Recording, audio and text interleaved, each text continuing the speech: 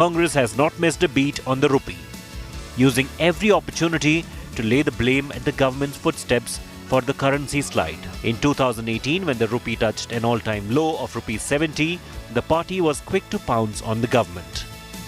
And with the rupee falling by a further 10 rupees or 14.3% over the past 4 years, an exchange rate of 80 rupees to the US dollar will prompt even more criticism.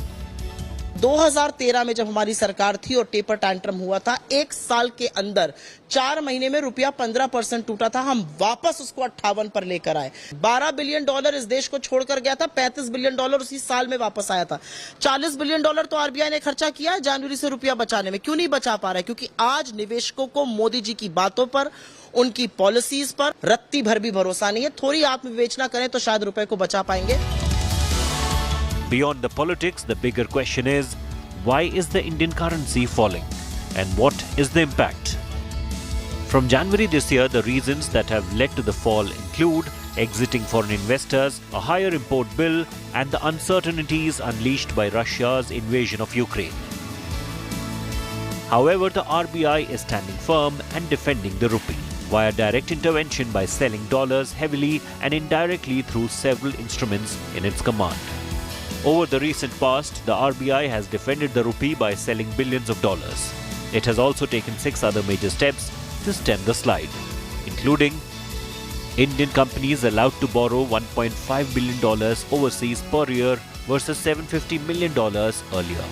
Indian banks allowed to deploy foreign currency term deposits for higher returns. Banks can offer a higher interest rate to attract dollar flows.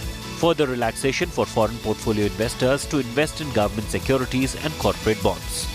Banks allowed to lend in foreign currency to entities for a wider set of end-use purposes.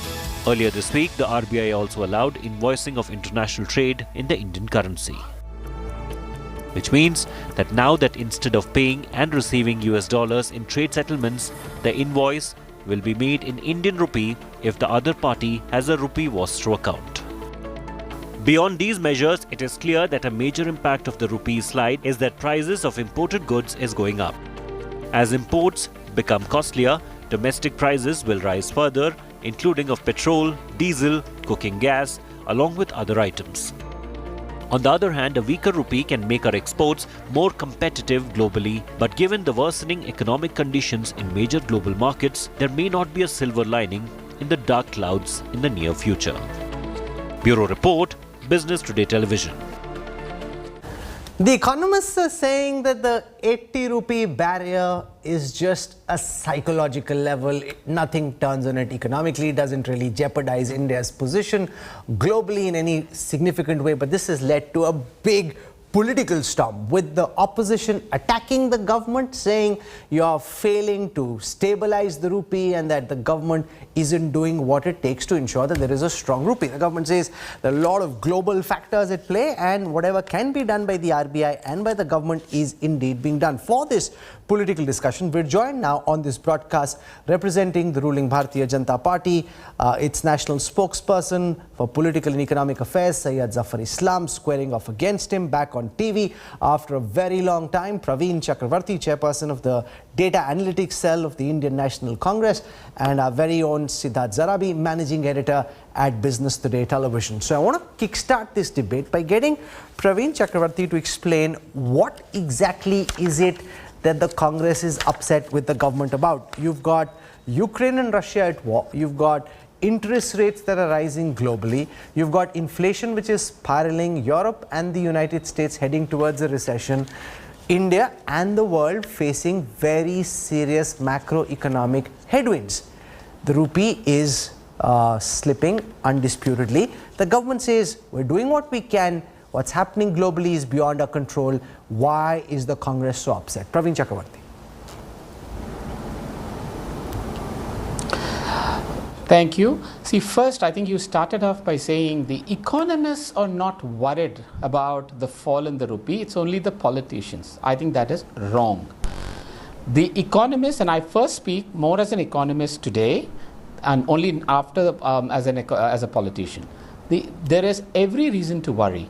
Yes, a slide in the rupee to a certain extent is perhaps beneficial for exports, and that is well known and acknowledged by economists. But this alarming slide of the rupee is simply a reflection of the confidence that investors have on India and on the government's ability to manage the economy. Now, why is economically a falling rupee bad? Because when rupee falls, you also import inflation through higher oil prices.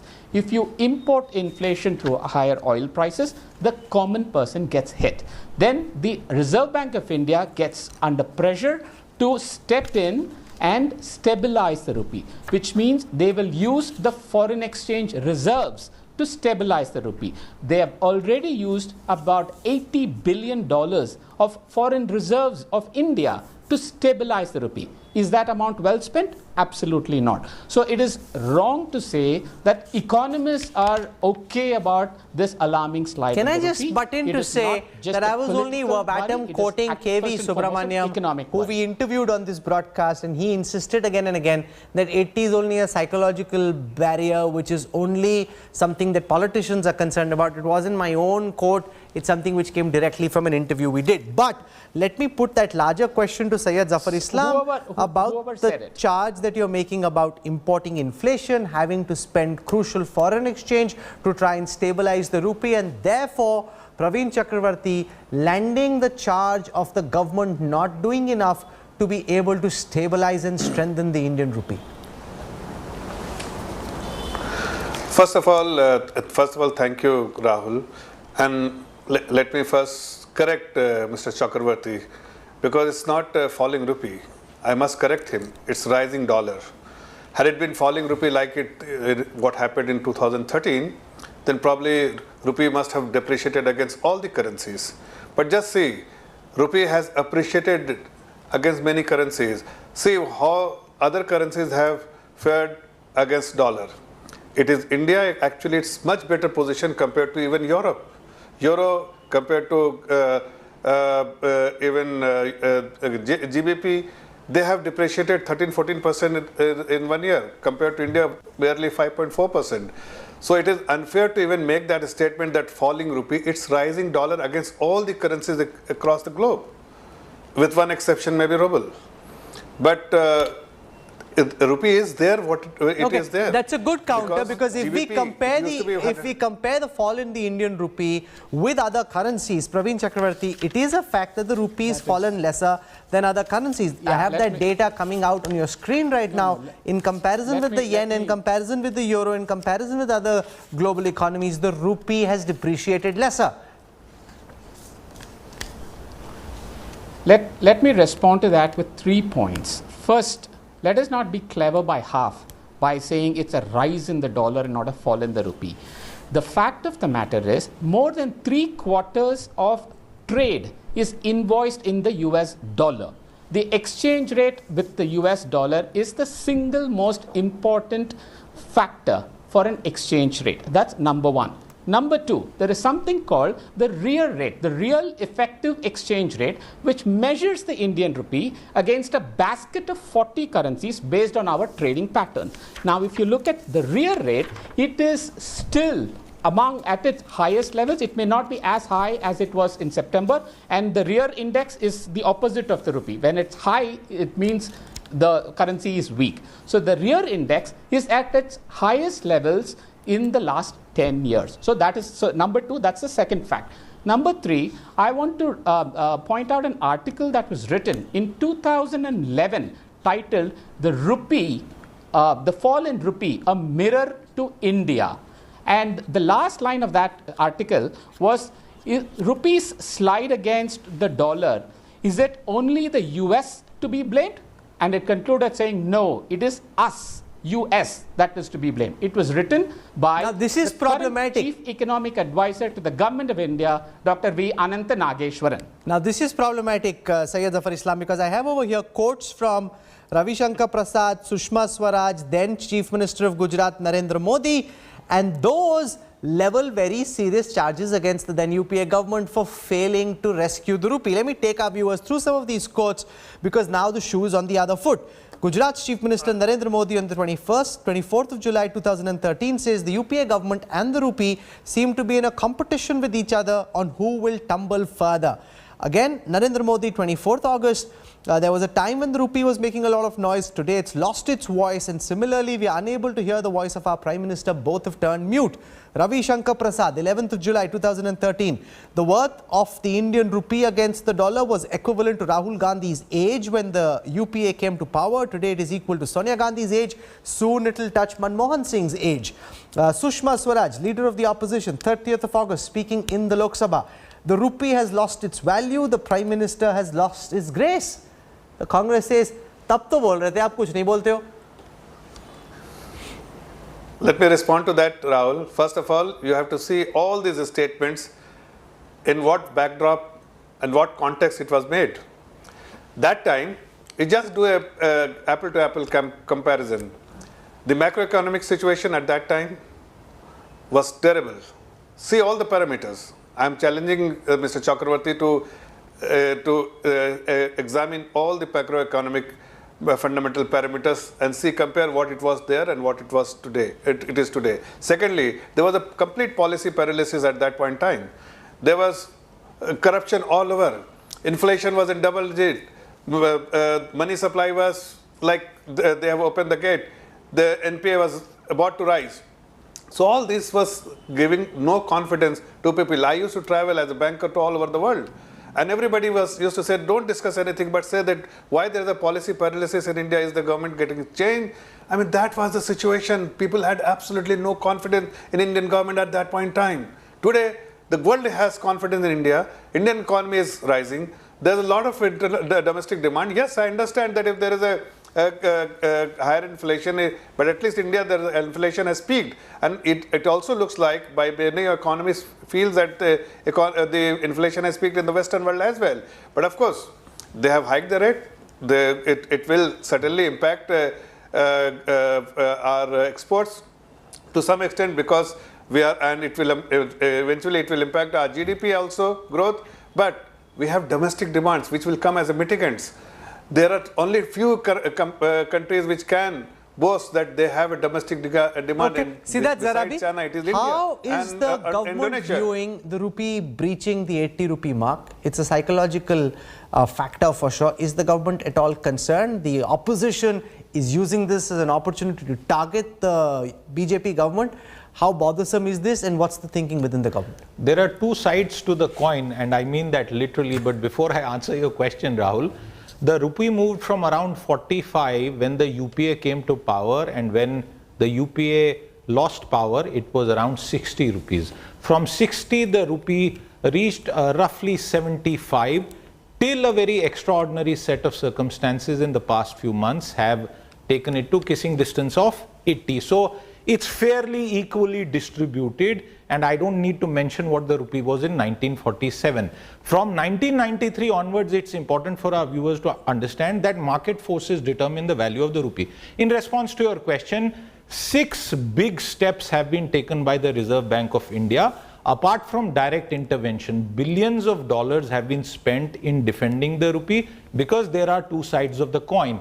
You import inflation, goods and other products become more expensive due to a depreciated rupee, but it's good for our exports as well. And I think the final point really is that any comparisons of a strength of our currency and linking it to economic nationalism, or even to the fact that there are banana economies surrounding India at this point of time, is completely erroneous. India stands in a completely different league and footing, and I believe the rupee could well in a few months reverse direction once the global economic turmoil comes to an end. Praveen Chakravarti, Siddharth Zarabi makes a couple of important points. One, is this the right time for economic nationalism, given the fact that around us, Sri Lanka has imploded completely, Pakistan is in a mess, Nepal is feeling the pressure, and Europe is either already in a recession or definitely plunging towards recession. America definitely heading towards a recession. Now it's about when that recession officially starts, but that's the direction. And in that global macroeconomic cocktail, if India registers 6.5% growth, net, leave aside the psychological barriers, the BJP government can say we're not doing a bad job given the headwinds we are facing? Yeah, I know I admire the desperate attempt for a spin here, but let me just lay down some of the facts. First, I completely agree this is not a matter to joke about. This is not something that we should be comparing with leaders' ages or politicizing it or even nationalism. I completely agree. I am speaking from an economic point of view and explaining why this is dangerous. Now, the point about imports and exports, I think it's an incoherent argument, because on one hand, we cannot say the world is slowing down, all the other countries are slowing, India is trying to stay afloat, and on the other hand say, oh, it's good for exports. If the world is slowing, there is nobody buying your goods. Let's be clear. So I think that argument is a little hollow. The third argument is about intervention, like the point that I raised about using RBI. If it was indeed good, why should the RBI intervene? It's not good. We are not saying 80 is a magical figure, but it doesn't have economic significance, but the rate at which it is sliding is what should be alarming. And precisely because we are seeing Sri Lanka and other parallels, our warning is not a political warning. I repeat, I do not want to joke about this issue. It is a serious economic issue, because given where the world demand is, given where global outlook is, we cannot let a continuing sliding of the rupee, because there will be no demand for exports. As regards GDP growth, I think we should stop talking about growth, because when you fall 20% the previous year, anything will look like a big growth the next year. So I think the growth numbers are extraordinarily misleading. We must only talk about what is in it for the average person, the common person, and with its falling rupee, the common person is experiencing extraordinary inflation, and that's the fact. Siddharth Zarabi, he wants to focus on inflation, the rate at fall. Just one second. I'm coming back to Zafar. Siddharth. Mr. Chakravarti, why did the rupee fall from 45 and become a senior citizen in 10 years of your government? Since you said that the arguments are incoherent and self-serving, I don't know whether you were talking about the spokesperson or me. Why did the rupee fall 15 rupees during your tenure in government? No, but what are we doing here? Are we comparing two rupee falls, or are we comparing? No, are we talking about? I'm responding to your political spin. I am responding to your political spin, Mr. Chakravarti, to try and color a subject which is a serious economic subject. The rupee has fallen, and you. I have given you an economic argument. So I'm asking you a question as a journalist. Why did it fall in 15 years? I have said global. Did COVID happen during your tenure in government? No. Why did it fall 15 rupees? Okay, let me help you, since you don't want to answer. There was a global economic crisis in 2008, and the government of the day, which was the UPA government, defended that crisis very well. So I think when we are discussing a serious subject, sir, please also look at that 15 rupee fall. Rahul, all yours. Let Praveen respond. No, in fact, I am giving you economic arguments. I am the one who is saying do not compare it with leaders' ages. That is what is making it laughable. Let us talk about economic arguments. Let us not hide behind pandemics and COVID and global Ukraine war and all of that. Yes, all of that is acknowledged, just as the global financial crisis was acknowledged. In this situation, what should be done economically? And I am simply making the point that it is an economic warning that we are giving, not a political warning. No, but you don't have any prescription. At a time when the Ukraine-Russia war is going on, interest rates are going up, inflation is going up, fuel prices are going up for factors beyond the government's control. You are saying they're not batting well, but not telling them what they should do. What's your prescription? The prescription is simple. First of all, do they listen to prescriptions? Number one. The second is when anything happens globally, you blame it on external factors. But when the same thing helps you, you take credit. So when you say inflation was down to 3.4% because oil was down at 30 and you took credit for it, my simple question is, you surely know how to manage the economy when oil is back at 100, correct? So the simple question is, the fall in the rupee reflects the sign of confidence or the lack of it that investors have in India. So the only prescription is to restore confidence. Praveen How Chakravarti they knows will do it that is a up lot to of the government. money moving away from India is also because the dollar is strengthening, interest rates in the US are going up, and it's safer for a lot of that FPI to be back home. But he has a point. When you were in government, Syed Zafar Islam, you took full credit for the crash in the value of the crude and the fact that suddenly you had some headroom and inflation was under control. You said we did it. So he's saying then you did this as well. He knows that this is a political argument, but he says, but you took credit, so now you must take the blame. No, Rahul, let me make this statement that probably no country has ever faced this kind of headwinds like we are facing today. We have disruption in supply chain. We have in US the kind of inflation which they have not experienced in the last 40, 50 years. We have a problem in many other countries. We had Corona back-to-back 2 years. In this situation, the way we have managed the economy is exceptionally well. The numbers suggest that yes, the economy has been managed well. Secondly, what they are talking about, the exports. Of course, in last 1 year, you see our export has grown up from 300 billion in just merchandise exports, 300 billion. No, but Praveen had a good point on the fact that if global demand is coming down, if Europe and America head into recession, then the appetite for your goods and services therefore comes down, so that increase in merchandise exports, which you refer to, is difficult to sustain. We did have an uptick, but can that continue? No, No, and Rahul, that's what I'm saying. That increase is in dollar terms, not in quantity terms. No, I agreed. So I'm saying that if our export was growing, both services and goods were growing at a rate of 15%, today we may see it may come off slightly because of less demand in external demand. But there we have, it will be compensated because we have a domestic market. We have a huge population where we will have enough demand, we can create enough demand in the country. So that mitigant is there with us, China and maybe Indonesia. But which other countries have this kind of situation where they are entirely dependent on exports and they have no domestic economy? Then they will suffer. But India is in a very good situation where we can tackle to some extent, GDP will come off. Because of this, because 20-25% contribution in national GDP comes from exports, but we have mitigants. That's what I'm saying. That because of the initiative which has been undertaken by the government, because of the market to a dollar mark is breached if you leave aside the RBI's countermeasures. What extent does the government and the RBI anticipate the rupee could fall to? How aggressively do they intend to intervene? And does it matter to them at all? Politically, it's inconvenient, but is there a realization that to some extent, till around October, we may not be able to do very much, and what extent could it fall to? Rahul, since 1993, no specific level of the rupee has ever been targeted, yet what the RBI wants to do is to prevent massive ups and downs, and that's where billions of dollars have been put out. The exact number is never revealed.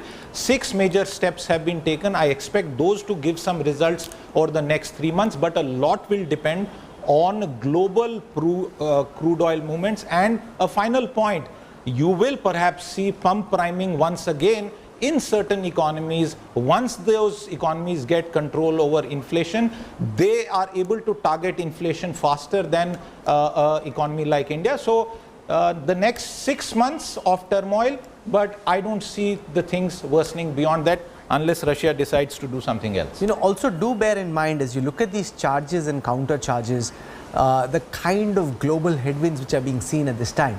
The pandemic, the Russia-Ukraine war, interest rates in the US going up. These are very substantial external challenges. But then when things were happening externally because of which crude was falling, the government didn't acknowledge it, and therefore the opposition has the sniper out saying you must acknowledge your failure now as well, even if it isn't actually the failure of the government of the day. What's happening is just so big and so global that there's very little that you can do to counter it. But we've had an interesting argument between economists talking politically for the time being. Syed Zafar Islam, Praveen Chakravarti and Siddharth Zarabi for joining me on the Newstrack. Thank you very much.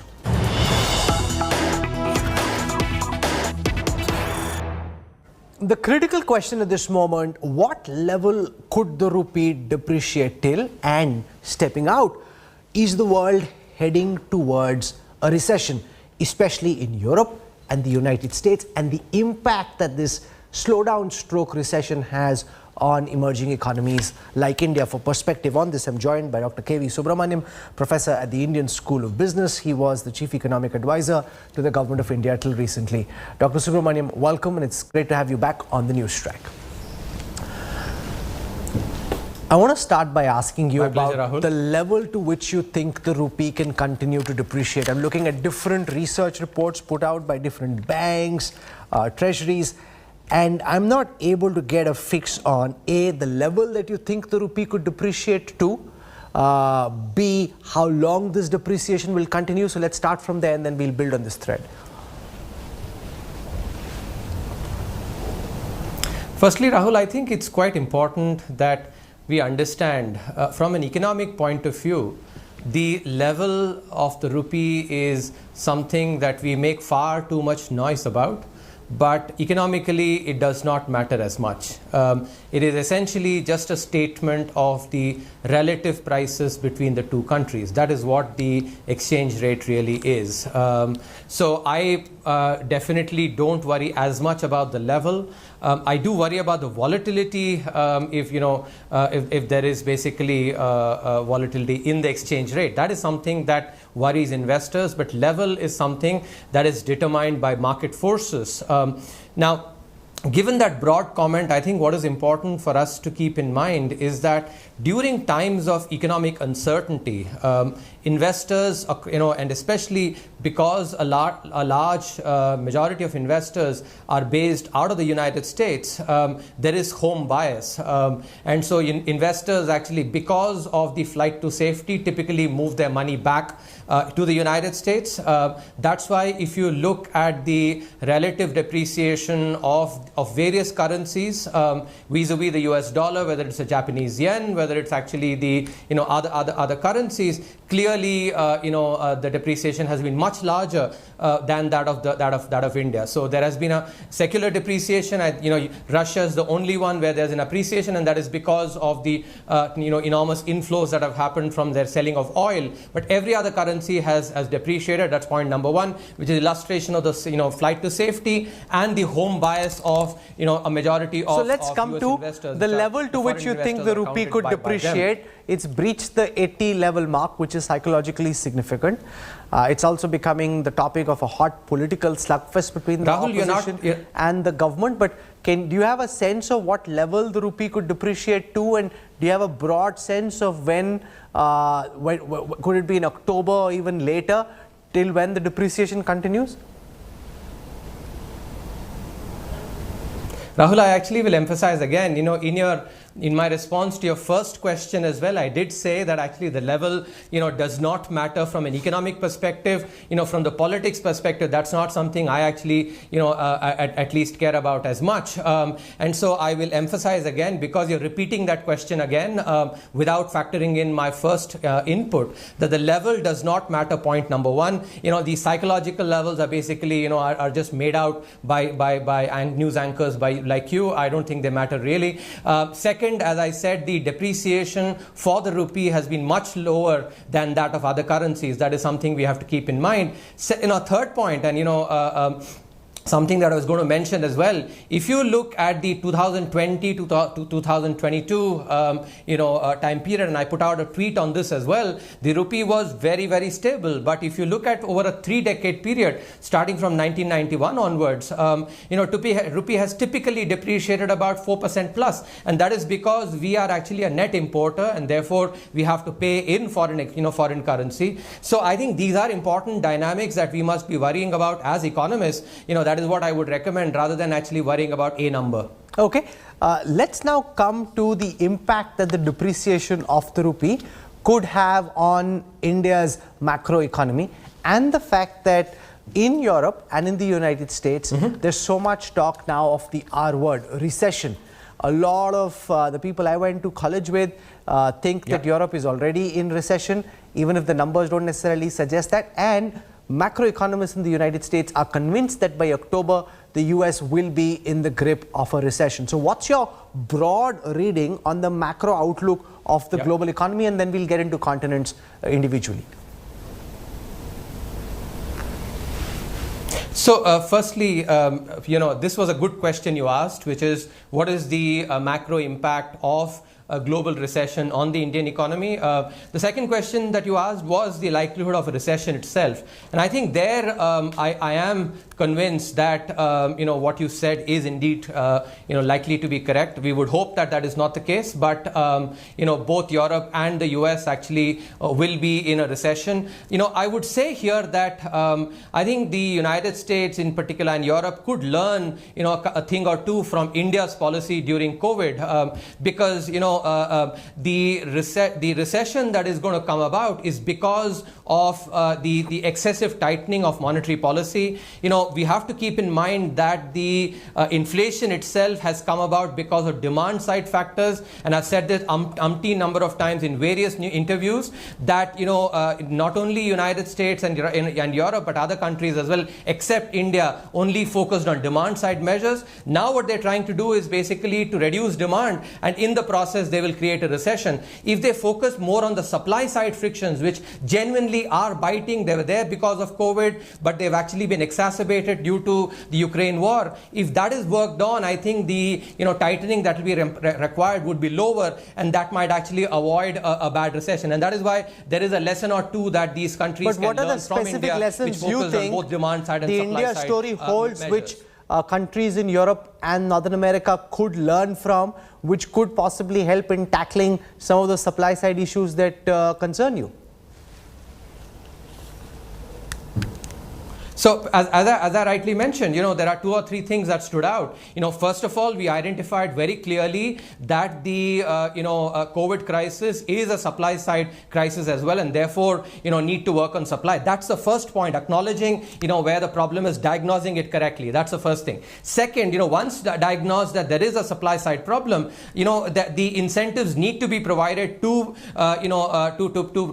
companies, like we did with the PLI scheme, for instance, like we did. We did a lot of structural reforms to actually remove supply side frictions. These are two instances of things that the advanced economies can work on, especially on those products where the supply side frictions are significantly biting. Now let me come back to the first question and the good question that you asked, which was about the macro impact on India.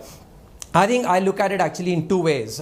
Firstly, in a global economy that is going to be in recession, India growing at 6.5–7%, I think presents an enormous opportunity, a wonderful opportunity for foreign investors. That's the first thing. And I actually had put out a tweet last week as well that rather than clubbing all emerging countries together, foreign investors should separate India from the other emerging economies which are facing much higher inflation. Turkey at 70–80%, Argentina 60%, and look at the return that India will provide with a 6.5–7% growth when the entire global economy is going to be in a recession. Second point, I think, which is important, and here I'm going to, rather than talk in the air, I think it's very useful to analyze what is GDP growth comprised of. It's comprised of consumption, investment, net exports, and government spending. If you look at consumption, a lot of our consumption is actually, if you leave out the oil part, it's actually domestic, and I think that would not be impacted as much, from the global recession. If you look at investment, and a large part of investment is being done by the fisc, infrastructure spending, and some of the multiplier effects that I had been actually talking about, are, I think, waiting to come back. If you look at the numbers for May, clearly investment seems to be picking up. So investment, I think, would do well. Government spending is endogenous, or that's something that the government chooses, and it is actually choosing to do on infrastructure, which will have its positive multiplier effects. It's only exports that actually might get impacted. Imports, the import bill will increase because of changes in the exchange rate and possible impact on the crude price itself. I think there could be some good news on the crude front. If demand goes down, then global crude price actually could come down, but exchange rate may actually be a concern there. Exports, I think, may be impacted impacted, but overall I think we seem to be picking up momentum there. So net, if you put it all together, rather than talk in the air, analyze it carefully like this, the impact on the Indian economy may not be very large, and I think the opportunity that stands out, 6.5-7% growth amidst a global economy in recession, is what I think will really be outstanding. Do you have any specific policy measure which you'd like to suggest to ensure that India is able to withstand the impact of these global recessionary winds that are blowing at this moment to the extent possible, over and beyond what the government and the RBI are already doing? So I think, first up, and this is something that I'd actually mentioned even when I was in office, we have to sit tight, actually, grit our teeth a little bit, because this is, a period where there will be capital, there may be capital flight because of the flight to safety. But I think the opportunity that India, really provides will definitely get this capital back. So I think rather than doing any sort of knee-jerk measures on capital, etc., we should basically brave this this phase out. That is first point number one. In other words, don't do any knee-jerk reactions on capital flows, etc. That's point number one. Second, I think redouble on some of the structural reforms that we've been implementing, some of the steps that had been announced. For instance, the labor laws, which the bill got passed. I think that it will be very useful to have the rules implemented, the subordinate legislation, and similarly on the disinvestment. Many of the reforms actually, which are supply side measures, will really help in this process. I think the central bank has already taken some measures, in the to sort of avoid any short-term volatility. But I think the key point I will mention, and as citizens, it behooves us to actually strengthen our policy makers as well by not really focusing on the level of the exchange rate. It is really the volatility that matters. You're divorcing. You're seeking to divorce economics from politics. Which is easy for a chief economic advisor to say, but ultimately proves to be very difficult. We're seeing a lot of moves towards trying to encourage trade in non-dollar currencies. Yeah. The Indian government is pushing it, other central banks are pushing it as well. Yes. Do you think that over a longer period, this could structurally challenge the predominance of the dollar as the currency of choice for trade globally? To what extent do you think this could change from being dollar denominated to being denominated in local currencies between the countries that are engaged in that trade? I think this is an excellent question, Rahul. This is something that change will come about, but will happen at more or less sort of glacial pace. It will not happen immediately, but I think clearly sort of a counterbalance to the dollar as the reserve currency, something that a lot of countries feel is quite necessary. Russia is already working on it. China, I think, is supporting it, and India has taken some important steps. The other point which is also important, and I think American economists, global economists must keep in mind, and this is something that we had written, if you recall, in the fiscal policy chapter. Remember, debt sustainability is about the R minus G differential, the rate at which the sovereign borrows and the growth rate itself. Now, with the kind of inflation that the United States is facing, and therefore the interest rate that will have to prevail, I think the R minus G differential will continue to be negative for the United States for 2 decades or so. Olivier Blanchard's paper was conditioned on that, may actually reverse, and therefore debt sustainability could become a problem for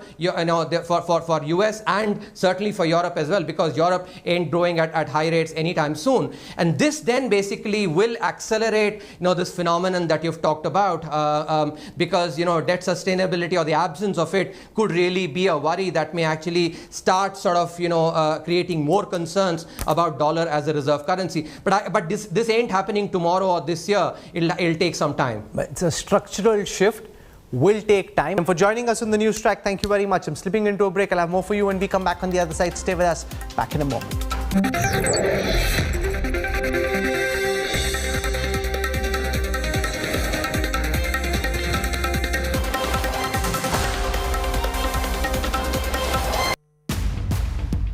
ये मेरा ही नहीं, आपका भी show है, और इसीलिए मैंने आपसे पूछा था कि आज तक पर मेरे नए शो का नाम क्या होना चाहिए।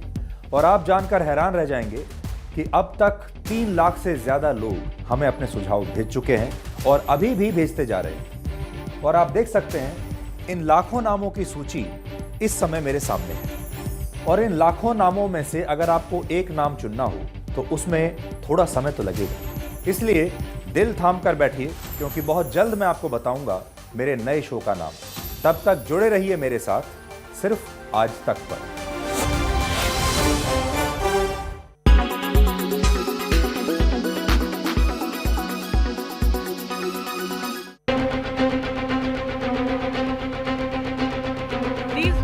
Are testimony to the current crisis in Sri Lanka.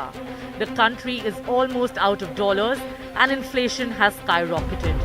The unrest is also fueled by a severe shortage of food, medicine, electricity and other necessities. Sri Lanka isn't alone. Many other debt-ridden countries are also facing a similar situation with food and fuel shortages. The question here is, why is this happening? Let's begin with Pakistan.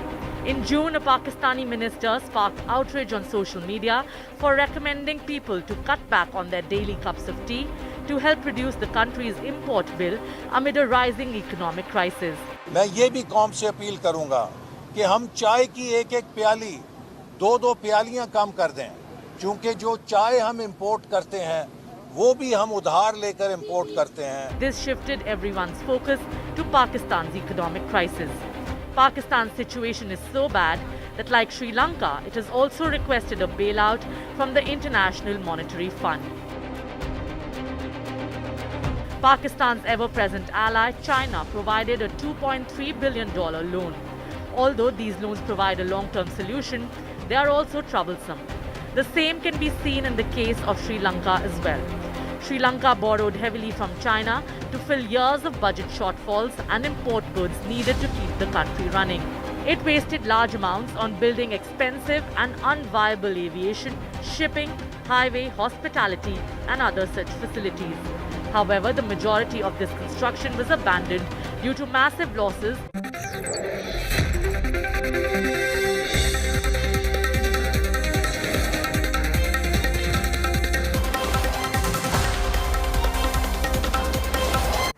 Lucknow's newly inaugurated Lulu Mall is at the center of a storm. This after a video showing a few people offering namaz at the premises went viral. Hindu groups were up in arms demanding that the Lulu Mall be renamed Lulu Masjid. The mall now has put up a notice saying no religious practices are allowed. This video of people offering namaz inside the Lulu Mall in Lucknow has created a storm. After the video surfaced online, some members of the Akhil Bharatiya Hindu Mahasabha reached the gates of the mall and staged a protest. They filed a police complaint against the mall management and also sought permission from local authorities to recite Hanuman Chalisa inside the mall.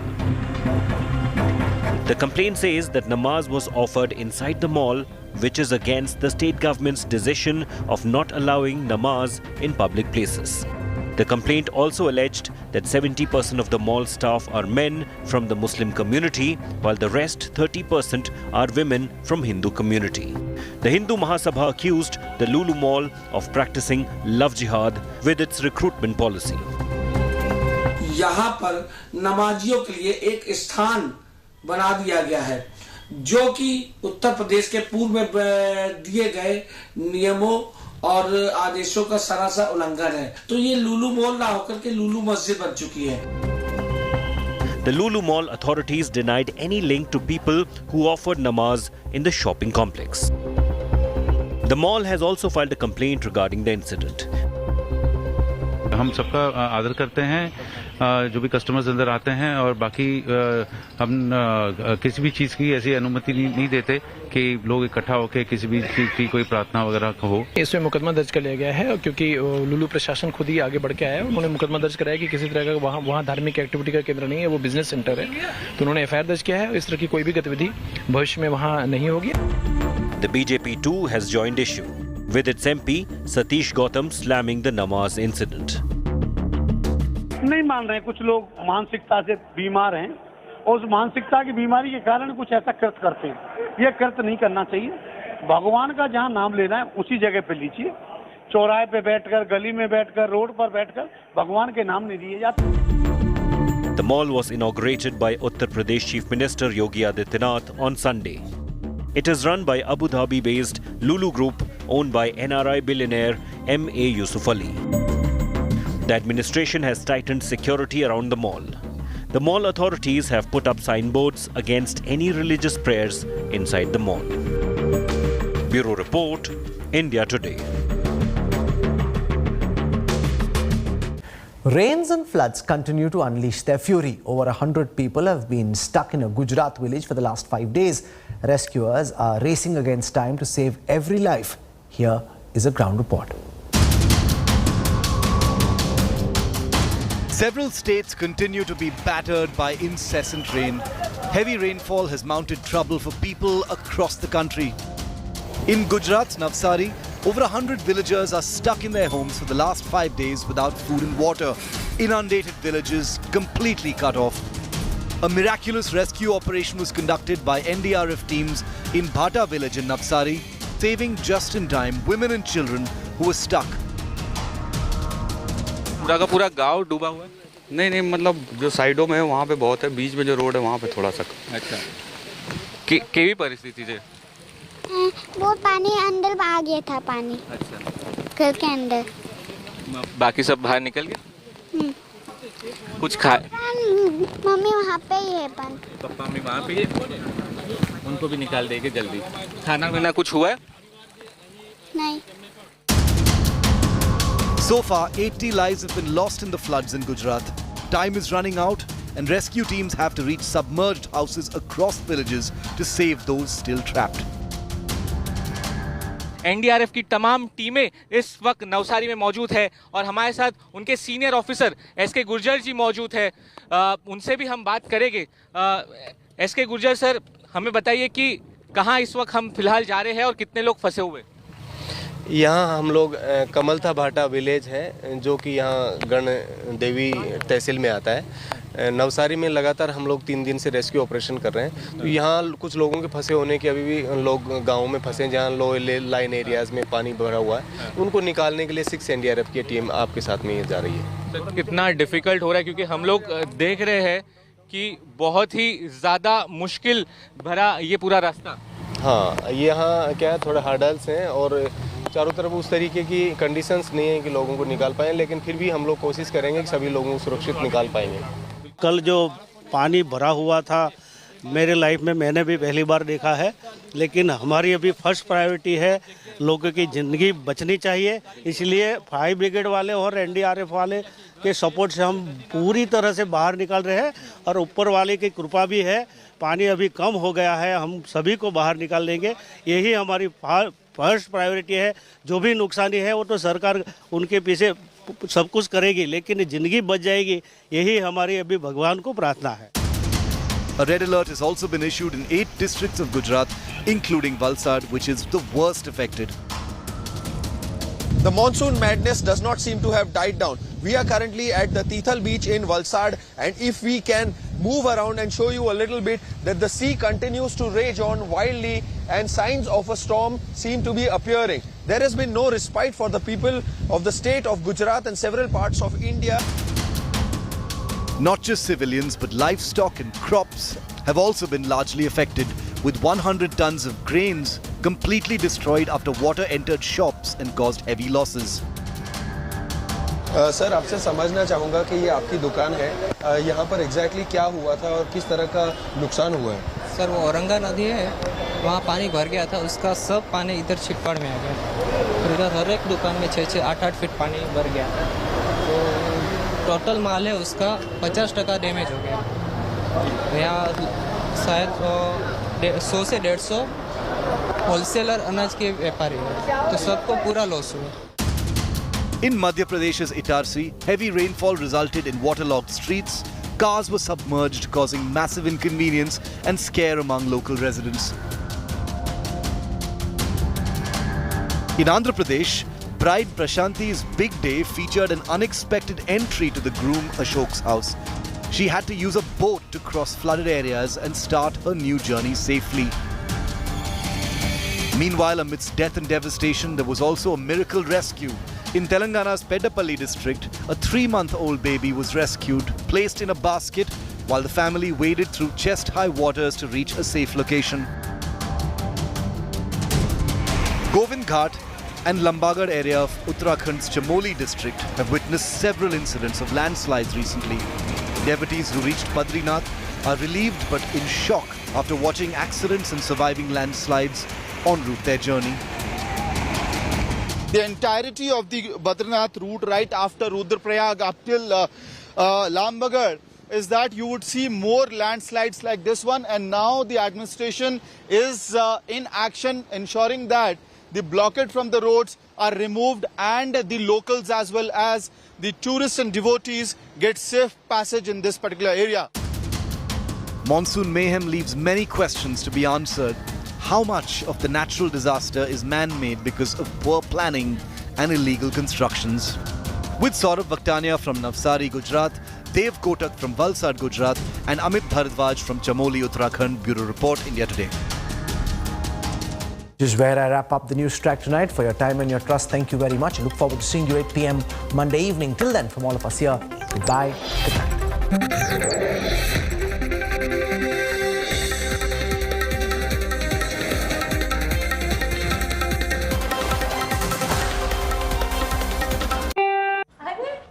आ गई? कैसा रहा दिन? बहुत अच्छा। कोई video game cover करने गई थी ना? वीडियो गेम नहीं माँ, ई-स्पोर्ट्स। ई-स्पोर्ट्स? माँ, esports is just like any other competitive sport.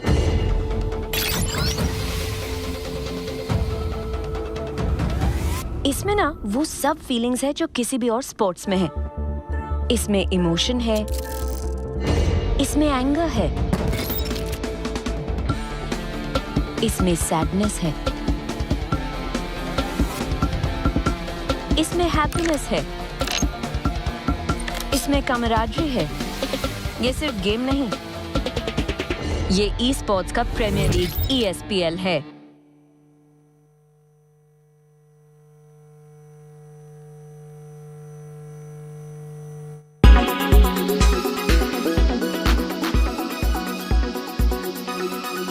पता नहीं कुर्ता कल कैसे पागल हो गया।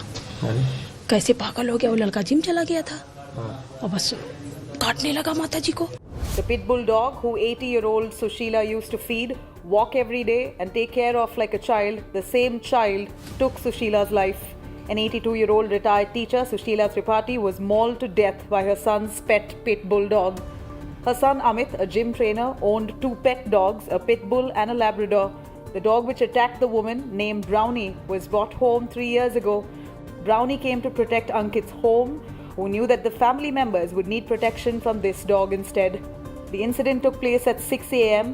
when the woman was alone at home. Later, her son found her lying in a pool of blood. This is how neighbors described the incident.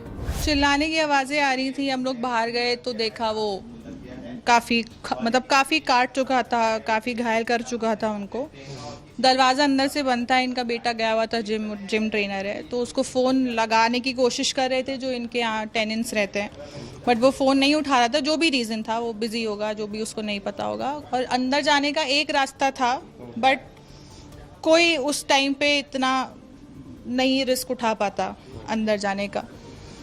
तो कई देर तक वो मसला चलता रहा, वो अपना काम करता रहा, घायल करता रहा। हम जितना बाहर से पत्थर मार मार के उनको बचा सकते थे, बट वो हटा नहीं वहाँ से, क्योंकि वो उसके सामने था, उसका शिकार जो था। एक लेडीज़ वहाँ से दौड़ते हुए आई, कह रही है अमित को कॉल कर दो, मतलब उनकी मम्मी को डॉगी उनका ख़त्म ही कर रहा था उस टाइम। हम लोग पहुँचे तो देखा पूरे आंगन में ब्लड। जितना कोशिश हो पाया हटाने की तो हटाया, बाकी वो छोड़ नहीं रहा था, बस छोड़ नहीं रहा था। फिर जब तक अमित आया तब उसने फिर एकदम से वो सिलेंडर हो गया।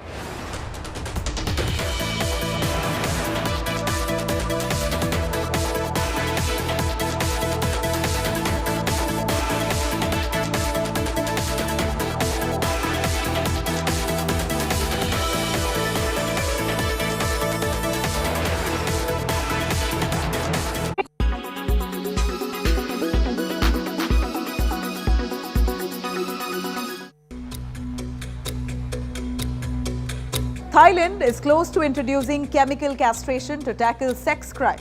The bill will give offenders the right to choose the procedure in return for a reduced prison sentence. 145 senators have approved the bill, which the lower house of Thailand have also passed. If the bill gets approved, Thailand will join a small group of countries that use chemical castration. Chemical castration involves administering certain drugs that reduce a recipient's libido, and as a result, it is hoped that their sexual activity also reduces. For men, it is employed to lower the levels of male hormones or androgens. However, its effects are reversible. They last as long as the drug is administered. The violence-related reoffending prevention bill gained exponential support in Thailand. The medication used in chemical castration can only be prescribed with the approval of a psychiatrist specialist and an internal medicine specialist. In fact, the bill also said that certain sex offenders deemed at risk of reoffending may be given the option to receive injections that will lower their testosterone levels.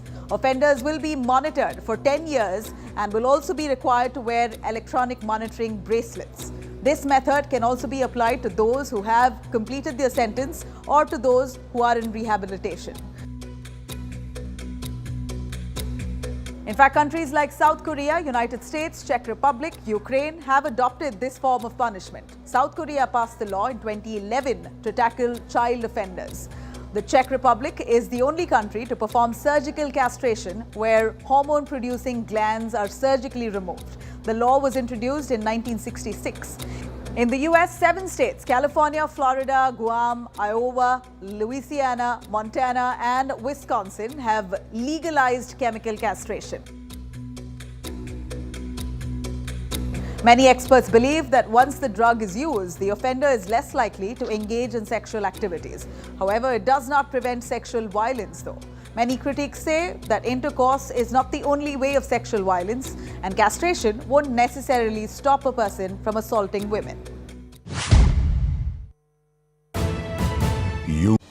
Tonight at 9 p.m. on the news today with me, Rajdeep Sardesai.